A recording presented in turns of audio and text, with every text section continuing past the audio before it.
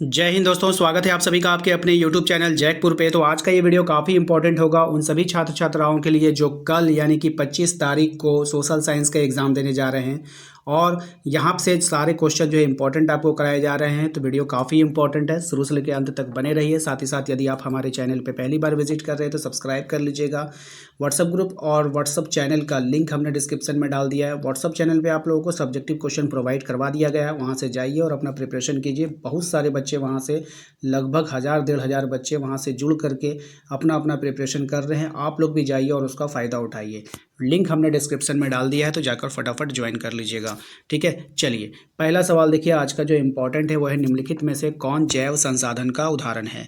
अब जैव संसाधन है यानी उसके अंदर जान होगा, ठीक है, चलेगा फिरेगा, है ना, सांस लेगा, तो मनुष्य यानी कि ऑप्शन नंबर ए इसका करेक्ट आंसर हो जाएगा। ठीक है, आइए दूसरे सवाल पे आते हैं। दूसरा सवाल देखते हैं क्या है हमारा। दूसरा सवाल है, आपसे बोला गया कि मानव जीवन की गुणवत्ता और विश्व शांति बनाए रखने के लिए संसाधनों को समाज में कैसे बंटवारा होना चाहिए। अब ये जो संसाधन है उसका न्याय संगत बंटवारा होना चाहिए, यानी कि न्याय के साथ बंटवारा होना चाहिए भाई। कोई ऐसा ना हो कि जिसके पास पैसा है तो वो बेटा वो क्या करेगा, पूरे हवा पर काबू करके बैठ जाएगा। हाँ, ऐसा भी नहीं होना चाहिए। अब किसी पे बहुत दौलत है तो वो बोलेगा नहीं, तुम लोग जो है प्रदूषण वाला ऑक्सीजन लो, हमें तो फिल्टर वाला ऑक्सीजन चाहिए। ऐसा नहीं होता है, न्याय संगत होना चाहिए, है कि नहीं। चलो आगे देखते हैं। कह रहा है निकोबारी कबूतर किस जाति श्रेणी में आता है। निकोबारी कबूतर जो होता है वो स्थानिक जातियों की श्रेणी में आता है।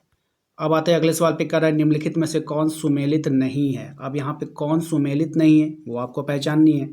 गंगा है, भांगड़ा नांगल परियोजना, ये जो है सुमेलित नहीं है, बाकी सब सही है, याद कर लीजिएगा। क्वेश्चन नंबर आते हैं 5 पे। कह रहा है आपसे, रवि फसल को किस ऋतु में बोया जाता है। अब ये जो रवि फसल है वो कौन सी ऋतु में बोया जाएगा, तो शीत ऋतु में बोया जाएगा। ठीक है। चाय किस प्रकार की कृषि का उदाहरण है, तो चाय जो होगा वो किस प्रकार की कृषि का, रोपण कृषि का उदाहरण होगा, ऑप्शन नंबर सी हो जाएगा। आइए अगले सवाल पे आते हैं कि क्वेश्चन नंबर 7 में कह रहा है कि झारखंड के गुआ और नोवा मुंडी में कौन सा खनिज पाया जाता है। तो यहाँ जो खनिज पाया जाता है वो लौह अयस्क पाया जाता है, ऑप्शन नंबर ए हो जाएगा। निम्नलिखित में से किसका परिवहन पाइपलाइन द्वारा होता है। तो किसका परिवहन जो होगा वो पाइपलाइन के द्वारा होगा, तो ऑप्शन नंबर डी। कच्चा पानी कच्चा तेल पेट्रोल ये सब क्या हम लोग कर सकते हैं, पाइपलाइन के द्वारा कर सकते हैं। क्वेश्चन नंबर देखिए 9 में कह रहा है, हमारे देश में 22 प्रमुख भाषाओं को संविधान के किस अनुसूची में रखा गया है। तो 8वीं अनुसूची में रखा गया है। कहाँ रखा गया है, 8वीं अनुसूची में रखा गया है। नेक्स्ट है कि स्थानीय शासन व्यवस्था में कितना पद महिलाओं के लिए आरक्षित है। तो महिलाओं के लिए जो पद आरक्षित है 1/3 पद जो है उनके लिए आरक्षित कर दिया गया है।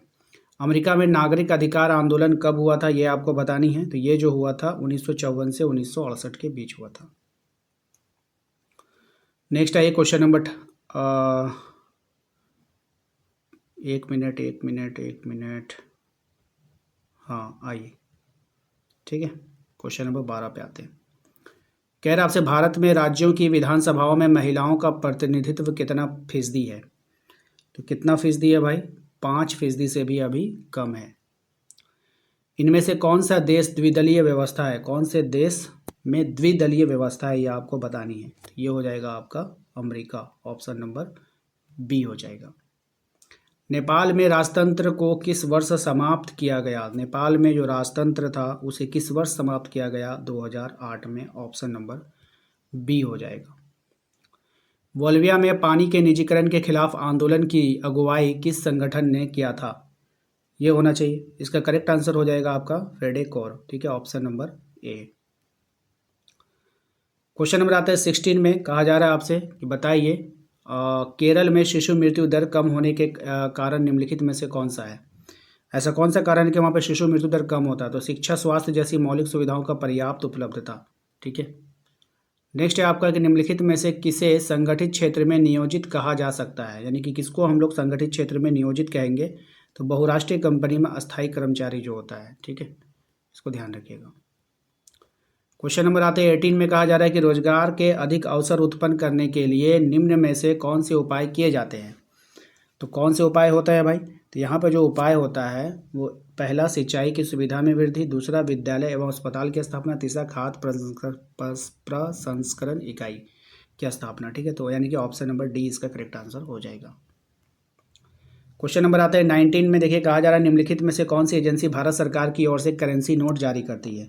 तो ऐसी कौन सी एजेंसी होती है, तो भारतीय रिजर्व बैंक जारी करेगा। ऑप्शन नंबर बी इसका करेक्ट आंसर हो जाएगा। आइए अगले सवाल पे आते हैं कि राम और श्याम दो छोटे किसान हैं जिन्होंने अलग अलग स्रोतों से 20,000 रुपया कर्ज लिया।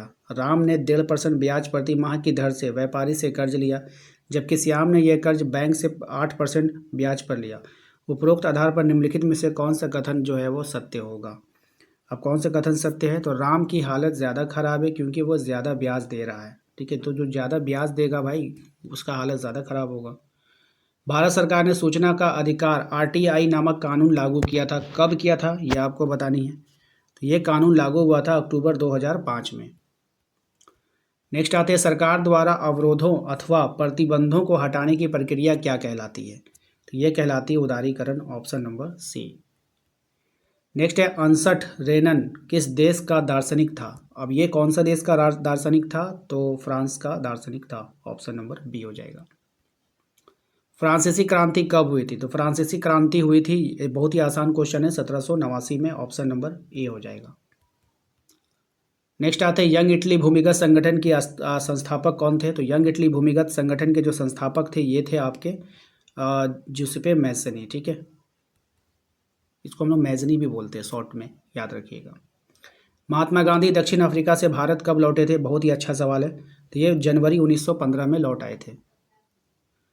पुनः पैक्ट डॉक्टर भीमराव अंबेडकर एवं किसके साथ हुआ था, ये सवाल बार बार आता है एग्जाम में। तो महात्मा गांधी के साथ हुआ था। ऑप्शन नंबर डी हो जाएगा। 1890 के दशक में रिंडरपेस्ट नामक बीमारी से किस देश में बहुत तेज़ी से फैली, और यानी कि आपको बताना है कौन सा देश इस बीमारी से जो है वो प्रभावित हुआ था। तो ये हुआ था आपका अफ्रीका। कहाँ फैला था यह बीमारी, अफ्रीका में फैला था बहुत तेज़ी से, और काफ़ी लोग मरे थे। निम्नांकित में से कौन सा देश मित्र राष्ट्र में पाले में था। तो कौन सा देश मित्र राष्ट्र के पाले में था, तो ब्रिटेन जो है वो मित्र राष्ट्र के पाले में था।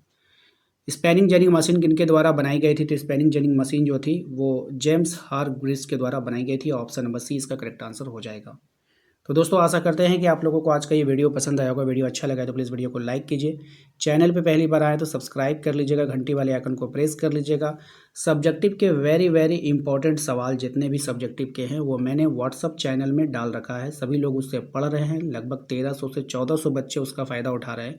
आप भी जाइए, डिस्क्रिप्शन में मैंने लिंक डाल दिया है, वहाँ से ज्वाइन करके सब्जेक्टिव के सारे क्वेश्चन आंसर वहाँ से आप एक बार प्रैक्टिस करके जरूर जाइएगा, यानी कि रिवीजन करके जरूर जाइएगा, ठीक है। और नेक्स्ट वीडियो में मिलते हैं हम लोग, तब तक के लिए जय हिंद जय भारत।